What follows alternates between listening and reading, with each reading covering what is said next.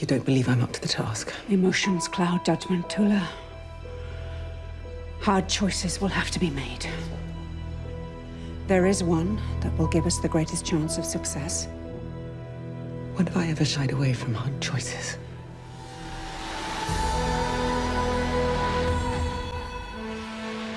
Welcome to the official Dune Prophecy podcast. I am Greta Johnsen. And I'm Ahmed Akbar. Today, we're digging into the second episode of Dune Prophecy. And as always, we have very special guests to break it down with us. First up, the episode's director, John Cameron, and writer Elizabeth Padden, and writer and co-executive producer Kor Adana. Then later, we're joined by Mark Strong and Jodhi May, who play Javicco and Natalya Corrino, the Emperor and Empress of the Imperium. So be warned, there are spoilers ahead for the second episode of Dune Prophecy, which means you should probably go watch that first and then come back to us. The palace is meaningless. The real power is whoever controls the desert planet. The great houses, the Spacing Guild, the Sisterhood. They all know that. What matters is those beautiful little flecks of orange dust.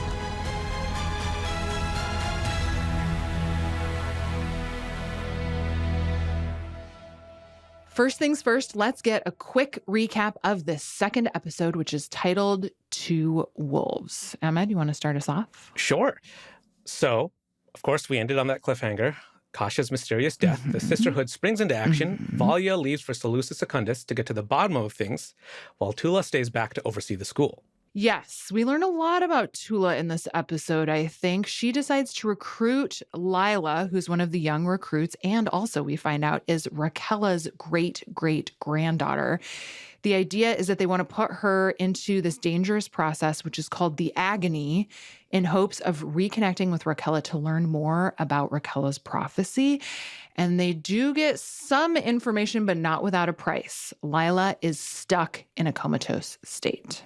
Valia, meanwhile, on Seleucus Secundus, confronts Desmond Hart, who she believes is behind Kasha's death. But Desmond has been working his way into the inner sanctum of House Corrino, and by the end of the episode, Valia has been kicked out of the palace, and Desmond stands by the Emperor's side.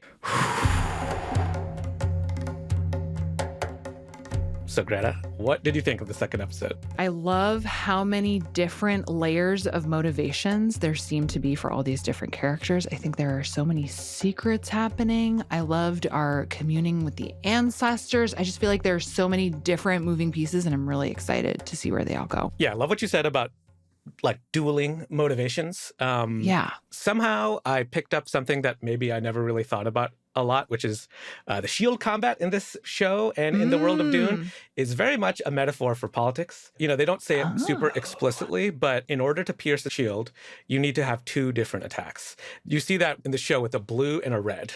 One is, usually speaking, you could think of it as like one is kind of aggressive and one is kind of sneaky and weak, but you cannot actually pierce and like somebody with one of those daggers unless you have both mentally kind of lowered their defenses and physically in multiple ways. So it's like a three-prong way of getting somebody to lose a duel. And if you think about everybody in this world right now, they're doing a little bit of both, right? There's the aggressive attacks, like we see how Desmond is expressing power. You know, you see the scars on somebody's body when Desmond has killed you. Whereas the voice and the kind of command to kill yourself, it's a little bit more in the darkness. It's a little bit, you know, it's a mystery why it's happened. Nobody really knows, you know? So there's the two kind of ways power manifests itself. And of course, some of it may feel like it's a little bit about matriarchal power versus patriarchal power. I like that a lot. Yeah, I think too, I mean, even within the Sisterhood, so much happened in this episode. And I think even especially within the literal Sisterhood, right, of Valia and Tula, very intriguing to see what happens from there. I also want to talk about the meeting of two characters who had not yet met, Valia Harkonnen and Desmond. I think that was one of my favorite things about this episode, actually, because I think a lot of other shows that might have been like one of those payoffs that you had to really wait a bunch of episodes to actually get to these two seemingly opposing and dynamic characters actually confronting each other. But the fact that we just got right to it and that Desmond's like, yeah, I killed him, so what? Was totally so interesting. Especially for somebody who can tell truth from lies. You know, his power is he's so truthful, you know, in his own odd, unhinged way.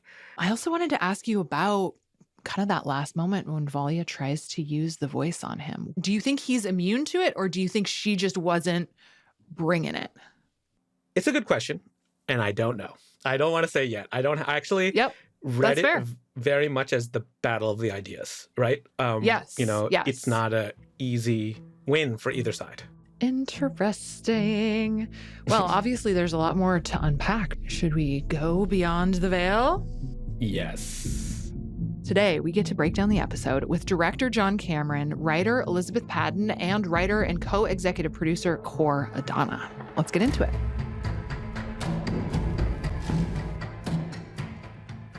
We have a whole panel here. Welcome. Thanks for having us. So to get started, I would love to have each of you introduce your roles on the show and then maybe just say a little bit about your relationship to Dune before you started working on this show. John, should we start with you? Sure. I directed the episode, the second episode. I'm also an executive producer on the show. And my journey with Dune started, as so many people does, when I was about 16, I suppose, when I read the first novel and was kind of like blown away by Herbert's masterwork. And huge fan of the movies, all the movies, Lynch and Villeneuve. And when I heard about this show, I was overjoyed to be able to be part of it. That's awesome. I'm Elizabeth Padden. I am a writer and supervising producer on Dune. I wrote on episode 2 and episode 6. And yeah, my first Dune exposure was when I was probably 9 years old, watching the Lynch Dune in my friend's basement, not understanding half of what was going on, but we quoted it for the rest of our lives. And then my dad gave me Dune the book when I was like 13 or 14. And, I loved it. But I hadn't really read beyond. Like I hadn't gone into the other Frank Herbert novels or the Brian Herbert novels. So like coming onto this show was such a fun, like cram everything into your head, learn all of Dune challenge. My name is Kor Adana. I'm a writer and co-executive producer on the show. And I think I was first exposed when I was 13 or 14 as well. I read the book. I fell in love. I remember getting a poster of the Litany Against Fear and putting it in my bedroom, and it stayed there for years. And like the rest of you, when I heard about this, I was just over the moon. Very cool. Let's get into this show, this episode 2, where things are really heating up. And the episode title here is Two Wolves. Why call it Two Wolves? Who are the two wolves in this episode? The two wolves are Valya and Tula. And the sort of idea behind it is the quote we were looking at is, what's worse, the wolf who cries before it eats the lamb or the wolf that doesn't? And it doesn't matter to the lamb still gets eaten. And that is our Tula and our Valya. One comes at this from a very emotional place. But at the end of the day, how different are they? Love that. It's there unspoken, too. I was just thinking about the way she was crying over Lila's body. And I said, well, she's still the person who put her in that situation. It's so different. So yeah, speaking of Lila, the themes of family and sacrifice are all over this episode. And Valya and Tula do have very differing opinions about what should be happening at this point. Valya wants her to go through a process called the Agony in order to save the Sisterhood. Tula is a lot more hesitant, and she yells at Valya that she raised Lila. Can we get a little bit of that backstory, whatever you're able to share? Yeah, there are young women who are born into this sisterhood, who come from some of the sisters and are sort of given into this life. And they are raised without knowing who their parents are, which is to promote equality through the sisterhood and like get rid of nepotism. And so Lila grows up with a whole sisterhood of women raising her. But like most children, she identifies hard with somebody, and that person is Tula. And Tula really kind of took on this mothering role and raised her. And they both say, I kind of pretended you were my daughter. I pretended you were my mother. So it's very much like we don't see it as much, but like you got to imagine a like 5-year-old kid is running through and they know where the kitchens are and they know this is a home for this young girl. And Tula was very much the mother figure for her. You know something? All these years that I've grown up here at the Sisterhood, I used to pretend you were my mother. Well, I'll tell you a secret, so did I. Why do you think I gave you my most precious keepsake? I wish you could have known her. You knew my mother? Yes. Where is she now? She died. I'm sorry. She died giving birth. Then she would be there, in my other memory. You can't tame the other memory. You can't predict what voices will come when you unlock it. It would be a lie if I promised you that you would see your mother. But she could be. She could be. But if you're not ready, we can find other options. For Lila, I imagine it's a breath of fresh air to have someone as kind and as nurturing as Tula watching over her in this somewhat kind of ruthless environment like the Sisterhood. And I'm sure that Tula sees a lot of Raquel's strength in Lila. And it's also interesting to me that Valia probably sees much of Dorothea's strength in Lila as well, which is why it seems like Valia isn't all that interested in Tula's favorite acolyte, because of the animosity that we've already established between Valia and Dorothea in the pilot. Another interesting aspect of this relationship that's also related to the two wolves of it all is I believe that Tula's being honest with Lila when she reveals the truth about her lineage and about what, the threat that the reckoning poses to the Sisterhood. But there is this open question about whether Tula was lying to Lila about her birth mother dying in childbirth and whether or not she's accessible through the unlocking of other memory, the ancestral memory. So was that a manipulation? Was that the truth? Or later in this episode, in that horrific sequence, was Dorothea lying about it when she tells Lila, is that what they told you to get you to come? So I don't know, interesting question to mull over.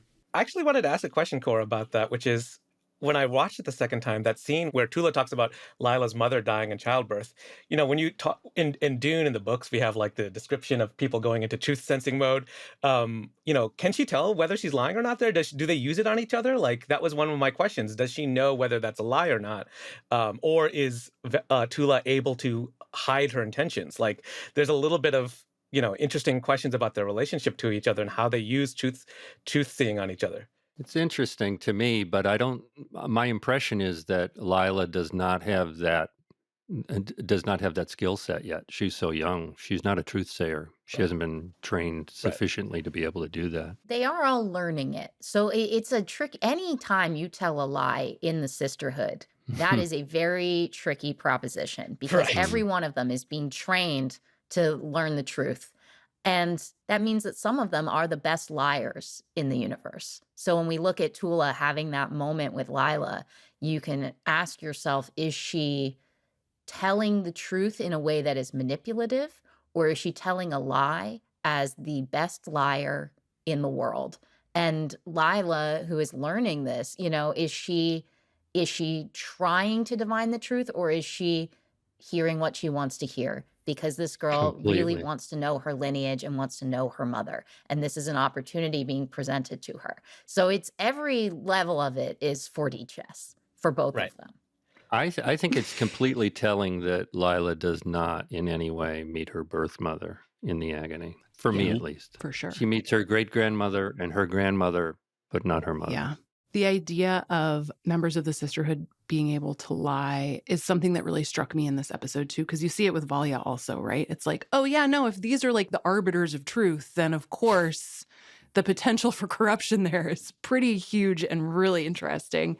But I think that goes back to the Lila and Tula story too, where, Tula's very insistent with Lila that she wants Lila to be able to make her own choice about whether or not she's going to go into the Agony. But I don't know, how much agency does she really have in this situation if she's not getting all the information she needs, and if she's being told that this is a sacrifice that's worth being made for the entire Sisterhood? Yeah, did she ultimately make her own choice? Right. I guess is the question. Yes. Well, Jen says it briefly, it's the Sisterhood, not the sisters. So one can only imagine that Tula is all about the Sisterhood at the end of the day, no matter her feelings for Lila. Which means she's the one who will cry over the lamb. Right. Well, and there's the moment with Tula and Sister Avila where Tula is being very insistent. I want her to make her own choice. And Avila goes, this is not just about the life of one girl. This is about millions of lives. This is about lives across, you know, planets. This is about our sisterhood. And so, you know, how much is it really her decision to make? It also is connected back to something you said earlier about Lila growing up in this environment where it's very much about the collective. It is sisterhood above all. And it's in that beautiful scene with Emmeline, when Emmeline is talking about her family, her lineage, and how she comes from a line of martyrs and her thoughts of martyrdom and like giving yourself up and sacrificing yourself for something greater. I think that resonates with Lila. So I think like she wants to believe that she is doing a service that could potentially save the sisterhood because it's all she's ever known, and she does care deeply about it. I believe that, you know? Right. Yeah. I wanted to actually, though, ask about the agony scenes, which we talked about how terrifying they were, and filming those. It was a real shock, just visually, just the way it was depicted, like real tonal shift into what to me really felt like horror by the end of it. Can you walk us through that? Like, what is happening in the agony? What were you hoping to depict? How did you film it? I have a lot of questions about how that was accomplished. I thought it was a really amazing sequence. The idea always was to do a horror sequence based on the Rossack poison and its effect on the body and mind of the person taking it. And so we approached it that way, as this young girl waking up into her other memory. And the first time that happens, we discussed it always being a shock, an assault in a certain way, and horrific as her line of female ancestors are awakening as well. And there was a line, I think, in the script at some point, they will awaken ravenous and hungry because they've been sleeping for however long. And so that the idea was like the awakening of the ancient mothers would be terrifying. John, I loved the way you captured that whole sequence and having the ancestors appear in their ghost-like burial robes, clawing at Lila, desperately trying to take over. Horrifying. But also the sound design is incredible in that whole sequence. The use of the heartbeat is so effective. And the snorri cam on Lila is like really unnerving. It's just, it's awesome. The shot that comes out on the eye too, I adore, where you see them in her excellent. It's basically, they're overwhelming her. And also just in terms of a visual approach, the episode's fairly quiet, right? After the flash maybe of 1, 2's fairly quiet. They're dealing with the aftermath of the 2 deaths, Kasha and Pruitt. The idea always was to contrast that with the unbridled ferocity and terror of the agony. So at that point, we went handheld and did lots of other kind of, kinetic camera movement to give the viewer the impression of the fear and the panic that Lila is enduring. And that ravenous hunger, that quality that you're talking about, John, I remember talking about that a lot in the writer's room. Yeah, I was hoping you'd bring that up, Kor, because that was like the drum you beat, and I loved it. We were both really interested in getting horror into this show in one way or another, because it's so fun. But like this was very much like Kor's moment. I want to say, as a viewer, like having known about the agony, having known about all these visions, somehow I can't believe I let myself believe Lila doesn't know her history. It'll be nice for her to connect with her ancestors. So I was I was just like, I don't know what, it's just effective TV in the sense that like there was a part of me that hoped, like really hoped that like she would get some knowledge of self. Gonna meet her mom. But I should have known. Well, I mean, she does, arguably, she does, of course. Right? Yeah, but it's just at what it's cost? Painful. It's very, very painful. But we have to give it up for the actor who plays Lila, Chloe Lee. Oh my gosh.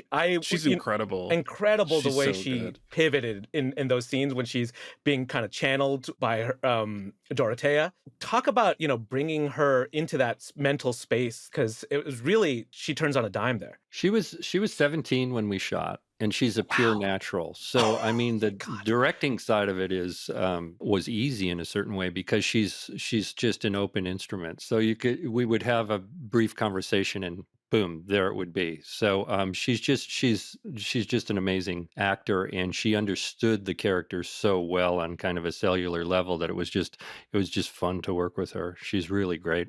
So let's talk more about the Agony. I love the idea of bringing horror into it. I mean, it's called the Agony after all. Like, why not? It seems like this is a process that every acolyte has to go through to eventually become a Reverend Mother. Let's actually listen to a clip about this, and then we'll talk some more about it. Crisis. Survival. Advancement. Our founder, Mother Rakella, was poisoned. To survive, she harnessed her body's own chemistry, transmuting the toxins on a cellular level. In doing so, she awakened something deeper. The voices of her mother's mother, back and back, until all of the women who had come before her opened their minds to her and spoke. The original version of the Rossack poison is what she transmuted, and it's a poison with no antidote. So the only way to survive it is to transform your own body. And that's very much what the Sisterhood is about, is that control over the self, over the body on a minuscule cellular, like micro level. And that is what we're seeing in the Agony too. There is no antidote to that, as there is no as antidote. She says, and it's the version of the poison they're using now is based on the poison that Rakella took, but it has over time they refine it, they work on it because the goal is for these women to survive. The goal is not to kill them. Sure. But you'll see as we go forward, the survival rate is not high. And so when they ask Lila to do this, she really isn't ready. And she wouldn't be ready for many, many years. The people in the Sisterhood, who has survived and done the Agony in that group of people that we see on screen? How many people like that we're seeing have seen that? Anyone who's called Reverend Mother has survived. Anyone who's called Sister has not gone through the Agony. So, for instance, Tula's a Reverend Mother. Sister Avila, who's an older woman, has never gone through the Agony. And then there's a little bit of like clothing differentiation that you can kind of look for. But when they're older, they're all in black. Like when you're kind of out of training, they're all in black. So it's harder to tell. Novice is white, acolyte's gray, sister's black. That's the color scheme. Right. It's still rare to survive this poison. So like as you're looking through, like mostly you are seeing sisters, like if it's in the background or whatnot. Mm-hmm. Got it. So we spent a lot of time on the Agony. There's so much packed in this episode. You know, we can go deep on every single plot line. But, you know, I want to talk a little bit about the kids of the Empire because we get a little bit deeper into Inez and Constantine. We learned about their kidnapping this episode. This idea that there was this hidden kidnapping story that the Imperium wrapped up. What can you tell us about that backstory? How long was she kidnapped for? And also Constantine. Interesting to me that Constantine was there as well. I want to learn more about this guy. Yeah, so when Nez was young, around maybe 8 years old, around similar to Pruitt's age, there was a rebellion. And when you do not have firepower, you look for other ways. And so they planned an infiltration. They got into the palace. Their plan was to kidnap the princess and use her as a bargaining chip. And Constantine, who's like a year or two older than Nez, was there and tried to stop them as like, you know, a 10-year-old or an 11-year-old, which he couldn't do. And so when they took her, he said, take me too. Don't let her be alone. That's like the sacrifice of her brother. And he's, you know, he's so funny because we see him having sex and doing drugs and playing the balisette. But like the core of him is that he was a child who was willing to do that, to be with his sister and protect his sister. I think in 101, even when Kasha is speaking to Nez, I think there's a reference to it lasting for a couple of years. Yeah, so, I mean, this was not a short period of their lives. They were held, and they really had to rely on each other, and it caused a lot of fracturing in the family dynamic. But it's an interesting thing. Eventually, they are found. They are rescued. They are rescued by the Sisterhood, and Kasha specifically finds them, and that's a huge boon for the Sisterhood to have been the ones to find them. When Kasha and the other sisters returned Nez to the Corrino family, to what Beth is saying, things were never quite the same. Like that family dynamic did indeed fracture. And more specifically, the relationship between Nez and her mother fractured in ways that I don't believe were, that I believe they were irreconcilable. And it pushed Nez to look to Kasha as more of a surrogate mother from that moment forward. It's also why that goodbye scene between Kasha and Nez in 101 is so heartbreaking, and why she grieves how she grieves Kasha's death in this episode is also so heartbreaking, because, ever since that kidnapping sequence, she looked to Kasha as a mother figure. We heard about the rebellion in episode 1. We had a suspicion that perhaps it was the Sisterhood doing it. And then we have reveals on reveals here about the many intersecting plot lines. That Kieran Atreides, the Swordmaster, is part of the rebellion. And the rebellion is something that Valia both wants, but also is willing to tamp down on. It was so satisfying to just see those things link up so much. How did you, keep those threads going? And especially, I want to talk about the Atreides of it all. Putting the Atreides in the middle of it, was really surprising to me to see him part of the rebellion. I mean, you got to have an Atreides getting into some shit, or Yeah, is it even a Dune? What are we doing? Yeah. But yeah, when you introduce Kieran in episode 1 and he's just there as the Swordmaster, you have to know, there's something else going on there. And so this whole reveal that he's part of this rebellion and he has his own reasons as to why he's part of that. And the sort of almost tragedy of it is the sincere belief he has and the sincere belief of the other people. And meanwhile, this is all, part of a sisterhood, plans within plans, wheels within wheels sort of thing. And I think it all comes back to something Nez says, which is we're all just pieces on the board. She has a very clear eye of that for herself, for her brother, but it's true of everybody. The question is, who is playing? Everybody is a piece, but who are the people moving the pieces? And I think that's definitely the goal of the Sisterhood, is to be the player, not the piece. There's also, just connecting this back to the Agony sequence as well, there's a great line in that scene where we reveal that Michaela is actually a sister. There's a great line of dialogue that references how the shadows hold power, which speaks to exactly what you're talking about, these plans within plans. That's really cool. Let's move forward to the conflict that's really coming to the forefront between Valia and Desmond Hart. Valia confronts Desmond Hart, thinking he could bring the reckoning. Let's listen to some of that scene. Desmond Hart. Who are you? Really? Nothing but a soldier of the Imperium. Oh, come now. You're more than that. I wouldn't dare lie to you, Mother Superior. Where are you from? Belos. Harsh world for a child. What brought you to the palace? Faith. I would advise against playing games with me. I will win. I've nothing to hide. Can you and your sister say the same? I'm not the one in the cell. Not yet.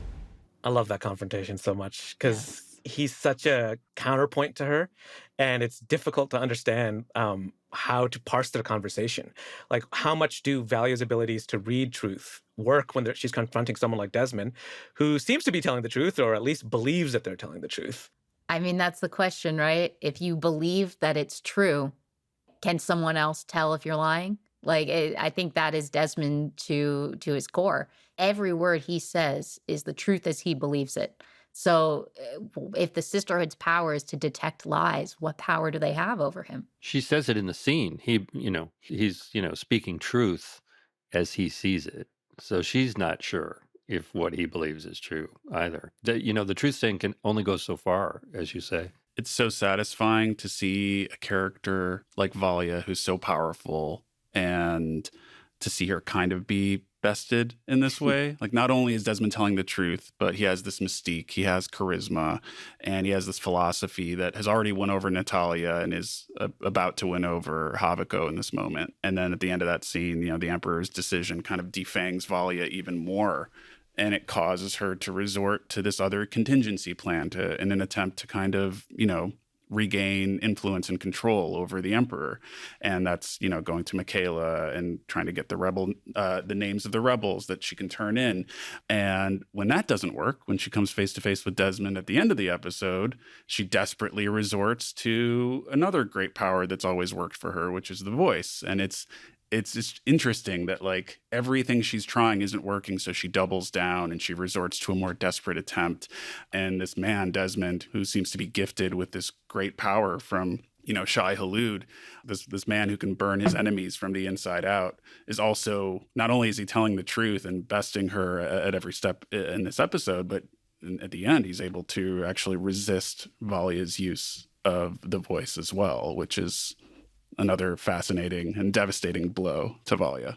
The kind of show this is and the kind of power that the Sisterhood wields is a power of politics and words and whatnot. And this is very much, Valya is playing her games and losing for the first time in a long time. And maybe my favorite line in the episode is when she uses the voice on Desmond and he says, "Your greatest fear is that people will hear you, they just won't care." And I think that is an incredibly, like he mentions once or twice the ability to see things. I see the blood in your steps. I saw the corruption in Kasha's heart.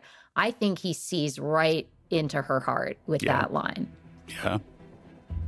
Well, we are, excited to see more episodes. Thank you all for joining us. Thank you very much. Guys so much. This was a blast. Appreciate it. Thanks for having us.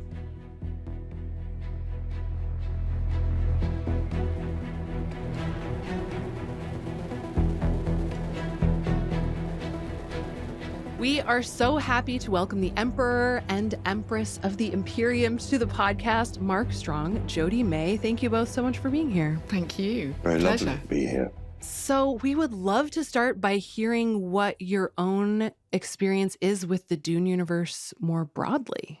My experience of it was that when it came up, I read the first book, but there are so many of them. I'd seen the David Lynch version as well, which is endlessly fascinating. And also there's a brilliant Khodorkovsky documentary about a guy who tried to make Dune at one point and was just slightly too erratic and never got it made, but had people like Mick Jagger and Salvador Dali involved. Wow, that's incredible. Wow. Yeah, amazing. I don't know if you know that project. So there's obviously been many iterations of it. So I'd sort of I dabbled in the Dune world, but I'm not an expert.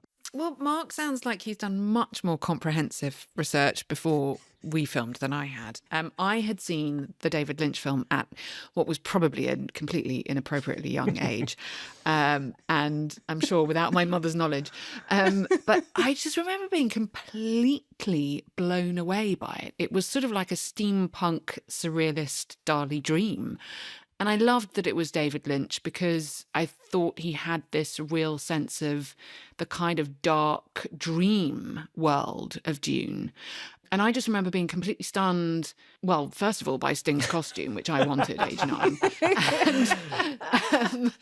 And then, of course, Carl McLachlan was, my complete crush forever and ever and ever. So that had this really strong hold in my imagination. And then when I saw the Denis Villeneuve films, I loved them because for me, they brought alive that sense of mysticism and darkness that David Lynch tapped into. And also for me, I have to say that Charlotte Rampling just stole the show.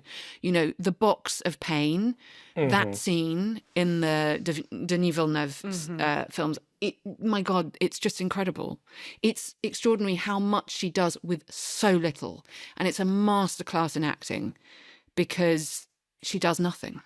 Put your hand in the box, feel the pain. And it's like this metaphor for life, and this sort of journey through life. So, yeah, that was my experience of it. Wow. I love that. I mean, mysticism and darkness. So, that's such a good way to describe Dune. Your characters are really in the light. You are the rulers of the Imperium. You have to represent that on screen and in the world as actors. How are you approaching playing these characters with so much power? Jodhi, how do you keep Mark grounded? It's really interesting, isn't it? Because so often sci-fi can feel very abstract. So for me, my kind of way of trying to make it feel relatable was to sort of go into a bit of research into these medieval queens who were, at the time of sort of the rise of Joan of Arc, they were sort of the power behind the throne and they brought Joan of Arc to the throne. And I felt there were sort of parallels in terms of a young girl's journey finding her voice with Princess Inez. So that was my kind of touchstone, I guess. That's so cool. I think it's interesting too, though, because in these first 2 episodes, you get a sense that these two, yes, they have a lot of power, but it's also pretty precarious. Yeah, I like that. Well, the Emperor, he's somebody had said he's managing a fragile peace. And actually, that's what I found interesting about the character, that he's not a traditional emperor in the sense that he's completely in control. In fact, it's the opposite of that, which is, I think, what makes him a lot more interesting. But he's the classic example, I think, of somebody who's inherited his power. He hasn't earned it. He talks about his father in very great terms. And it was obvious to me, and it was wonderful to play the notion that he doesn't have that confidence or that ability. And the fact that he doesn't really have control of the world that in the way that he should. He's paranoid, he's insecure.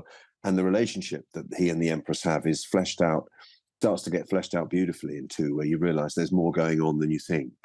Yes. Well, and it's so much fun, especially to watch the Empress, Jodhi, and like to see the moments where she does reinforce what her husband is saying, and the moments when she says, actually, darling, and she'll put her hand on his arm and say, let's see how this goes. I mean, that's like just watching the expressions on your face as you're playing that character is such a delight. Oh, thank you. That's so kind of you. I mean, yeah, it's interesting with a character like that. You've got to be so careful. You can go in sort of, being very strident and I don't know, sort of putting all your cards on the table. And I think the trick is with a character like that is that you've got to actually be a bit of a dark horse, and you've got to, it's more honey than vinegar, and there's a lot you've got to sort of hold back. So yeah, it is interesting. And I like the fact that you meet this couple at a point where they're in trouble. And I like the fact that, this series isn't afraid to portray this kind of once partnership, now, looks like they need family therapy couple in a way that, feels really relatable and very real, I guess. So in this episode, unsaid stuff is so interesting, and the relationship in particular. We get a lot of little, by episode 2, details like that, Natalya arranged their marriage. And then here we're seeing them have very different, kind of relationships to the Desmond heart of it all. This is a disaster. This is an absolute disaster. The boy was burned alive by one of my soldiers. Soldier from Arrakis? Yes. How? He claims to have been swallowed by a sandworm. Claims? It's on the surveillance. You're telling me Desmond Hart survived an attack by Shai Hulud? Yes. He says the worm gave him a gift. Some sort of power. I don't know. He's obviously insane. You know who'll be blamed for this. If Rachesi finds out, he'll think I issued the order. Kasha didn't trust that soldier. Where was she when I needed her? Be calm, Javicco. We must proceed carefully, but we can handle this. And how do you suggest we do that? Well, you saw the boy's body. His death was unnatural. Desmond Hart could still have value. What do you mean? There are many who would turn their weapons against us, and this man pledges his in our defense. All I'm saying is let's not rush to execute our friends, to please our enemies. I love how Mark's, your character starts panicking, but Jodhi, your character starts thinking, oh, this could be useful. I want to talk a little bit about, that relationship that they have with each other, the kind of what you were thinking of their backstory. Like, what did you see as sort of the unseen backstory of these two? Do they love each other? What is their relationship with each other, do you think? But those little moments that you just mentioned, they tell the story. Yeah. So, I mean, obviously, it's an arranged marriage that they've had, but they've been together the whole time, and they've been managing this piece together. But it's so obvious that Corrino can't handle that quite as well as the Empress can. And you get a sense from those little moments that she has the cool, calm head who can see what might be useful in this guy that's turned up in their lives. And he's panicking. But what you then subsequently discover is how he then decides to try and use this guy as a weapon. He sees the sort of purpose behind it, and actually it sort of reverts back the other way. So there's always a kind of movement between the two of them about who is actually in charge. Yeah, I love that. I really get the sense that, it's like a marriage where there was love, I think, certainly from Natalya's point of view. And there's a real sense of disillusionment that she's been sidelined and, she's very disenfranchised. She doesn't have a voice or any kind of influence. And then really, I guess, end of 1, beginning of 2 is where you start seeing her trying to position herself and working out, how she can seize upon the opportunity of the appearance of Desmond Hart. And, he's also an outsider like her and, he's been marginalized like her. And I kind of like the way that we're then sort of drawn into this almost, it's a bit like the Romanovs, just before the complete dissolution of the Russian royal family and this appearance of a kind of Rasputin figure. And it's really interesting the way that, we meet them at this moment, which is almost indicative of a kind of dissolution of empire. I mean, certainly if you relate it back to the Romanovs anyway. So yeah, she's, as Mark says, she's brave enough to seize upon that opportunity and fearless enough and decisive enough because she hasn't been emasculated, in the way that she thinks he has because of the sisterhood, which I guess, she kind of perceives him to be a bit like a kind of bad therapist that he's over-dependent upon, essentially.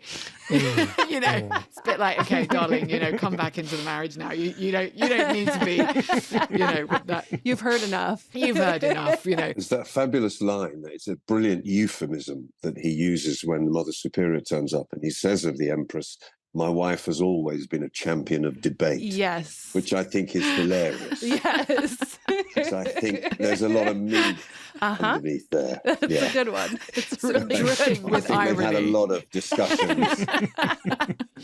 Jodhi, it's fascinating to hear you refer to Desmond as Rasputin because you're not the first person to do it. And I wonder, is that something that you all discussed as a cast? I mean, I don't know. I guess me and Mark had conversation. I mean, yeah, I guess we kind of did in rehearsals. I don't know. He just seemed to be other. He just wasn't of the court. He was a soldier who has this mysterious history.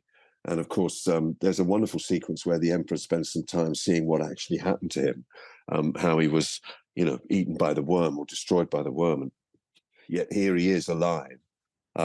He's obviously something extraordinary. Something's going on. But yeah, he does have this sort of mystical hold. I think largely for the Emperor, from my point of view, from Javicco's point of view, it's that he sees him as a potential weapon. He can get rid of his enemies with this special power he has. And suddenly, there's the possibility, if I can keep him on side, that he can, help me maintain this peace that he's finding so difficult to maintain. Yeah, it's really interesting how he's a catalyst, isn't it? But he has him arrested because he's really, he's terrified at the beginning. The thought, and it's quite obvious, the proposal that Desmond is making, I can get rid of your enemies because I believe in you and I believe in the Imperium. And that's very seductive for Javicco. But the way in which it's done is something he doesn't believe that he can get away with. And then I suppose he gets that sort of dictatorial feel over him where he thinks, actually, I'm in charge and I can do what I want. And if I get this guy to do my dirty work, then people are going to be afraid of me and I'm going to be the head honcho. Yeah. Well, there's that great line, Jodhi, that your character has too. Let's not rush to execute our friends to please our enemies. Yeah, I mean, she's not as sort of prevaricating and fearful as her husband. She's much more willing to sort of throw caution to the wind. And, she's a bit more like a politician, Natalya, I think. She's better at making these sort of backroom deals and, playing people off against each other. And I think there's a bit of I think there's a Tony Soprano in there somewhere, desperate to get out.